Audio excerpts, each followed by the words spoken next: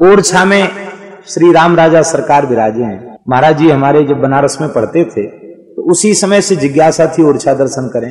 3 दिन के भूखे थे और चौथे दिन जब आए तो एकादशी थी, चैत्र कृष्ण पक्ष की एकादशी थी। तीव्र भूख लगी तो भूख के कारण व्याकुल होकर बेतवा के किनारे की थोड़ी सी मिट्टी खा के पानी पी लिया। आज तो एकादशी है, बढ़िया हुआ।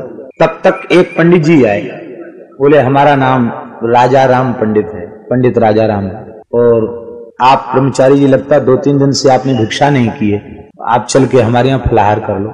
मन में सोचा कि बनारस से जब से चले हैं तब से यहाँ तक किसी ने हमको न्योता नहीं दिया, चलो अच्छा हुआ कोई मिले तो सही। श्रद्धालु चले गए, उनके यहाँ प्रेम से फलाहार किया, लौट आए। द्वादशी को फिर वही पंडित जी आ गए और आकर बोलते हैं, बोले देखो महाराज ब्रह्मचारी जी बात ऐसी है कि जो एकादशी को फलाहार कराता है उसे द्वादशी का पारायण भी कराना चाहिए, तब उसे फलाहार कराने का फल मिलता है, तो आप हमारे यहाँ चल के पारायण भी कर लीजिए। महाराज जी बोले चलो बहुत अच्छी बात है, ऊर्ध्व पुण्य तिलक हैं, वैष्णव हैं, पा लेते हैं।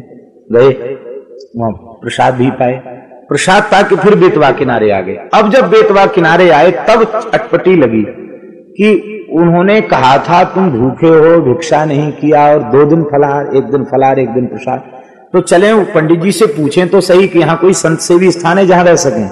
आज भी ओरछा गांव है, शहर नहीं है, आज भी ओरछा गांव जैसा है। पूरे ओरछा में घूम लिए, न वो मकान मिला न वो पंडित जी मिले, व्याकुल हो गए। द्वादशी तिथि की बात है, शाम को वहां मंदिर रात को 8 बजे खुलता है। 8 बजे जैसी मंदिर खुला, महाराज पहुंचे, बड़ी भीड़ भाड़ थी, दर्शन किया। तो जब भोग की चिक आ गई, भोग आ जाता तो चिक आ जाती, तो पुजारी बाहर बैठे थे।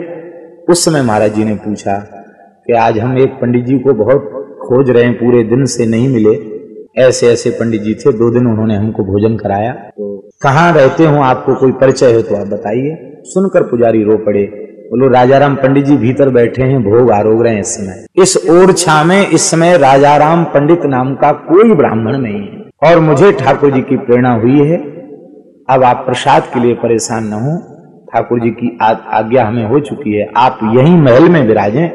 तो महाराज जी के श्रीमुख से हमने सुना 7 महीने ओरछा में महाराज जी रहे, मंदिर में पोंछा लगाते, झाड़ू लगाते, और मध्याह्न में राजभोग ठाकुर जी का उनको मिलता, शाम को ब्यारू मिलती, सवेरे बाल भोग भी मिल जाता, और फिर कहीं नदी के किनारे बैठ करके भजन करते। और हमारे ध्यान में जब तक है कि वर्ष में कम से कम 1 बार ओरछा दर्शन महाराज जी अवश्य करते थे। एक बार हमने कहा महाराज जी बहुत व्यस्त रहने पर भी आप ओरछा क्यों आते हैं, तो मंदिर में ही हमने पूछा तो महाराज जी बेहोल हो गए और बोले तुमको क्या बताएं, 7 महीने इसी मंदिर में झाड़ू पोंछा किया है, राजभोग बाल भोग लिया, तुमको क्या बताएं। ऐसा